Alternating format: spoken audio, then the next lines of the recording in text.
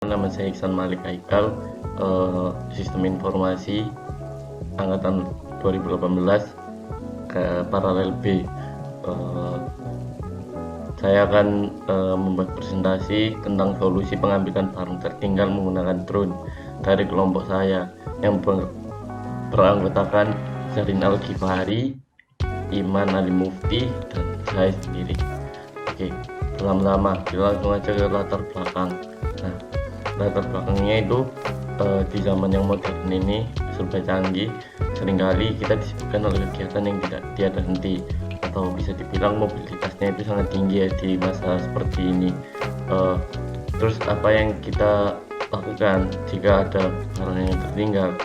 Kan sekarang juga lagi macet ya kan, lalu lintas nggak tentu dan lain-lain. Nah, kita membuat sebuah solusi dari permasalahan yang ada di zaman sekarang ini, yaitu mengantarkan barang tanpa awak menggunakan teknologi jaringan komputer dengan bentuk fisik drone dan dapat menempuh jarak yang jauh. Jadi kok misalnya di Amazon itu udah, tapi jangkanya itu nggak salah cuma sampai 20 kilo, kita pengennya lebih dari itu, sekitar 100 kilo lah. Terus juga karena banyaknya jumlah penduduk itu kan menyebabkan banyak jumlah kendaraan yang ada di jalan. Dengan teknologi ini kita dapat memudahkan dan mempercepat pengantaran barang tanpa harus menunggu dengan waktu yang lama. Oke, selanjutnya permasalahannya. Nah, permasalahannya itu dengan kesibukan masyarakat yang saat ini tidak menutup kemungkinan akan adanya barang yang tertinggal kan. Jika barang itu sangat dibutuhkan, maka seseorang itu pasti balik lagi, itu kan buang-buang waktu ya.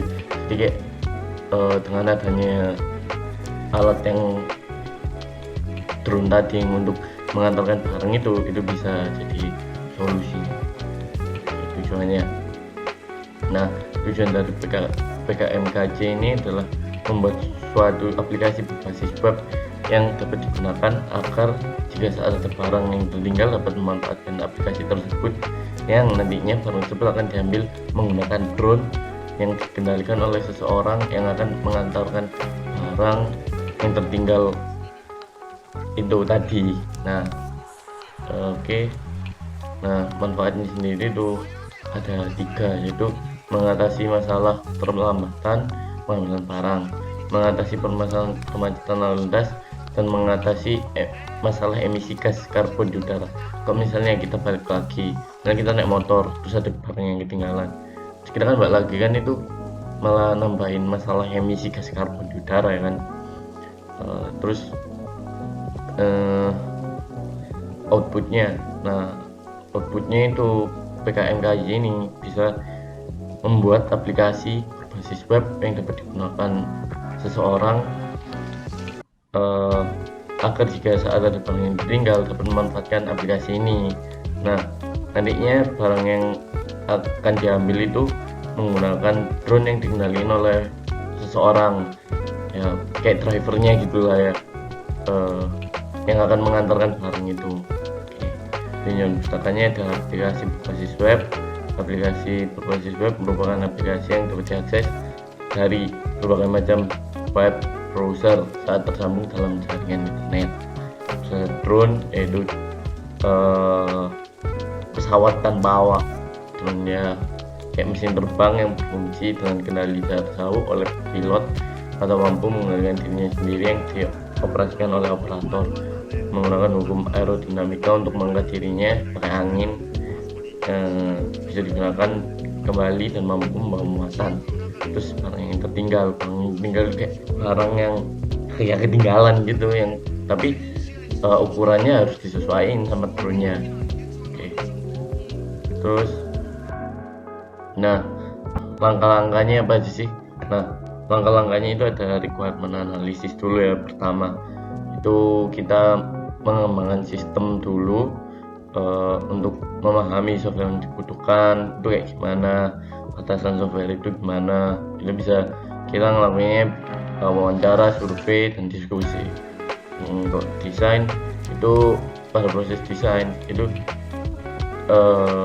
dilakukan penerjemahan syarat kebutuhan ke sebuah perencanaan desain. Nah itu kayak enterprise arsitektur gitu kan, ada apa namanya, sequence, UML dan lain-lain.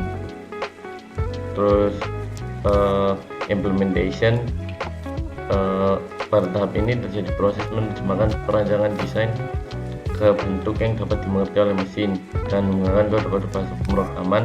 Pada program yang dihasilkan masih berupa modul-modul kecil yang nantinya akan dilakukan bentuknya coding gitu. Oke, terus integration and testing. Tahap ini kita melakukan penggabungan modul-modul yang sudah dibuat tadi dan dijadiin satu. Apakah software ini udah sesuai dan desainnya dengan dari desain dan fungsi pada software gitu. Softwarenya harus sesuai lah desain dan fungsinya, ada kesalahan atau enggak. Terus deployment, klien atau pengguna menguji apakah sistem tersebut telah sesuai dengan yang disetujui di awal tadi itu. Yang terakhir ada operation and maintenance. Ini merupakan tahap terakhir ya kalau di dalam metode waterfall kan.